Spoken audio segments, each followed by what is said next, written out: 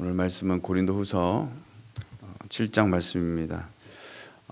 오늘 본장의 말씀은 앞서 2장 13절의 말씀과 관련이 있는데, 그 내용은 바울이 내 형제 디도를 만나지 못해서 그 심령이 편하지 못한 가운데 그들을 작별하고 마게도냐로 갔다는 그런 내용이었습니다.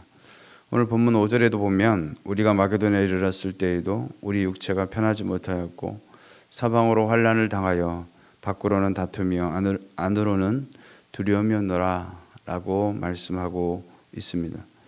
당시 바울은 소위 눈물의 편지라 불리는 자신의 편지를 가지고 고린도를 방문한 디도와 만나지 못한 까닭에 복음의 문이 열린 드로아를 포기하고 마게도냐로 황급히 달려왔었습니다. 그 문제를 해결하려고 마게도냐에 달려왔었지만 마게도냐에서 기다리고 있었던 것은 도리어 육체의 아픔과 외부적으로 복음을 적대하는 자들에게서 비난과 박해와 그리고 개인적으로는 내적인 갈등이 그를 기다리고 있었다는 것입니다. 사랑하는 성도 여러분, 말씀을 따라 열심히 생활하고 있는데도 병이 들거나 다른 사람들로부터 오해를 받는다면, 또 비판을 받는다면 어떻게 되겠습니까? 우리가 여기서 기억해야 할 것은 예수 믿으면 만사 형통하는 것이 아니라는 것입니다. 질병에 안 걸린 것도 아니고 사업이 갑자기 잘 되는 것도 아닙니다. 오히려 삶이 더 고통스러울 수가 있는 것이죠. 예수 믿는 것 때문에 더 손해보고 욕을 먹으며 어려운 환난을 만날 수도 있습니다. 그런데 그 환난이 주님으로 인한 것이라면 기꺼이 함께 받아야 함을 말씀하고 있는 것이죠. 로마서 8장 17절 하반절에 보면 이렇게 말씀합니다. 우리가 그와 함께 영광을 받기 위하여 고난도 함께 받아야 할 것이니라 라고 말씀하고 있는 것이죠. 성숙한 그리스도인이라면 왜 이런 고난을 주셨냐고 묻는 것이 아니라 고난 가운데 주의 도우심을 구하며 믿음으로 넉넉히 이기도록 간구하지 않겠느냐라는 것입니다. 그리할 때 하나님이 피할 길도 주시고 그 과정을 통해 하나님의 살아계심을 체험함으로 더욱 든든한 믿음으로 이 세상을 이겨나가며 살게 될 줄로 믿습니다. 바울은 자기 자신의 편지가 고린도 교회 성도들에게 회개케 하는 근심이 됨을 말하면서 근심에는 두 종류의 근심이 있다고 말하고 있습니다. 그 하나가 바로 하나님의 뜻대로 하는 근심, 다른 하나는 세상 근심이다라는 것이죠. 그러면 하나님의 뜻대로 하는 근심은 어떤 근심인가? 이것은 구원에 이르게 하는 회개를 이루는 것이라 라고 표현하고 있습니다. 회개를 일으키는 근심, 곧 경건한 근심을 말하는 것입니다. 그런데 여기서 바울은 구원에 이르게 하는 회개를 이루는 것으로 이 근심을 묘사하고자 이 어구 뒤에 후회할 것이 없는 이런 표현을 덧붙이고 있습니다. 여기에 후회할 것이 없는 이런 표현을 쓰고 있는 이유가 무엇인가? 8절에 보면 그러므로 내가 편지로 너희를 근심하게 한 것을 후회하였으나 라고 말씀하고 있는 것이죠. 지금 후회하지 아니함은 그 편지로 너희로 잠시만 근심하게 한 줄을 알미라 라고 했습니다. 사도 바울은 본서 이전에 고린도 교회에 다른 편지를 보냈다는 사실을 암시하는데, 많은 학자들이 말하는 것은 고린도전서 이후에 별개의 편지, 눈물의 편지를 말하고 있습니다. 소위 눈물의 편지를 기록할 때에 그 느낌이 어떤 느낌이었냐? 크리소스톰이라는 사람은 이렇게 표현하고 있습니다. 아들을 수술 때에 누인 아버지의 심정으로 비유하였다는 것이죠.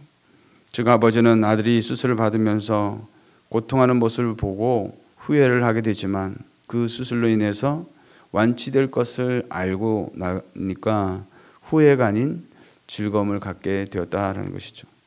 이와 마찬가지로 바울 역시 그가 보낸 편지로 인해서 근심하게 될 고린도 교인들을 생각하면서 잠시 후회하였으나 그들의 그 근심이 그들을 회개에 이르게 하는 사실을 알고서는 기뻐하였다는 것이죠. 무슨 말이겠습니까? 하나님의 뜻대로 하는 근심은 하나님의 뜻에서 벗어난 것에 대해 전심으로 애통해하면서 어떻게 하면 다시 하나님 앞에 바로 설 수 있을지를 고민하는 그 가운데 그 방법을 찾기 위해 하는 근심을 말한다는 것이죠. 때문에 이 근심 속에 있는 사람들은 결코 자신의 죄를 은폐하려 하지 않는다는 것이죠. 오히려 잘못된 것이 있다면 그것을 인정하고 바로 잡으려고 노력한다는 것입니다. 반면에 세상 근심은 어떻겠습니까? 바울은 그것을 사망을 이루는 것이라고 말씀하고 있습니다. 바울은 로마서 7장 13절에서 이렇게 말씀합니다. 그런즉 선한 것이 내게 사망이 되었느냐? 그럴 수 없느니라. 오직 죄가 죄로 드러나기 위하여 선한 것 그것으로 말미암아 나를 죽게 만들었으니 이는 계명으로 말미암아 죄로 심히 죄되게 하려 함이라 그랬습니다. 결국 사망에 이르는 근심은 죄와 관련이 있다라는 것이죠. 여기서 언급한 세상 근심이란 죄의 본질에 참여함으로 발생하는 근심을 말하는 것입니다. 그래서 세상 근심에는 두 가지 특징이 있습니다. 하나는 참된 근심이 아닌 단지 원망이다라는 것이죠. 자신에 대한 정직한 인정이 아니라 원망이 대부분인 것이죠. 따라서 세상 근심 밑바탕에 가만히 살펴보면 자신을 원망하고 때로는 부모를 원망하고 사회나 또 환경에 대해서 원망하는 것이 깔려있는 경우가 대부분이다라는 것입니다. 두 번째는 죄의 은폐에 대한 염려입니다. 죄가 발각되지 않거나 발각되지 않을 방도만 있으면 다시금 죄를 저지를 마음으로 호시탐탐 기회를 엿보는 근심이 바로 세상 근심이다라는 것이죠. 이러한 근심은 자신의 잘못이 조명되어도 그 진리를 따르기보다는 자신의 생각과 결정이 옳다고 주장하는 것이기에 어리석은 것이죠. 또한 이 근심은 자신의 죄를 은폐하고 정당성을 고집하는 데서 오는 것이기에 결국 하나님과 벌어진 간격을 좁히지 못하고 마침내는 사망을 이루게 된다는 것입니다. 문제는 성도들 중에도 사망으로 이끄는 이 세상 근심에 빠져 사는 사람들이 있다는 것이죠. 그들은 하나님의 말씀에 순종하지 못하는 자신을 안타까워하며 회개하고 해결책을 간구하기보다 자신의 죄를 인정하지 않고 하나님께 용서를 구하는 것도 없이 그저 자신을 방어하고 자신을 자학하게 하는 것이 바로 세상 근심이다라는 것입니다. 사랑하는 성도 여러분, 여러분은 어떤 근심 가운데 살아가고 있습니까? 하나님의 뜻대로 하는 근심은 어떻게 하면 한 영혼이 주께로 돌아오게 할 것인가를 근심하는 오늘 본문의 바울과 같은 그 심정의 근심일 것이고, 아니면 삶 속에서 반복하면서 범죄하면서도 회개하기보다는 자신을 변명하는 데 급급한 근심으로 살아가시겠습니까? 오늘 하루도 저와 여러분이 주님의 뜻을 이루는 근심을 통해서 본문에 하나님께서 베푸신 그 위로와 기쁨과 정말 평안이 넘치는 복된 하루가 되시기를 주님의 이름으로 축원해 드리겠습니다.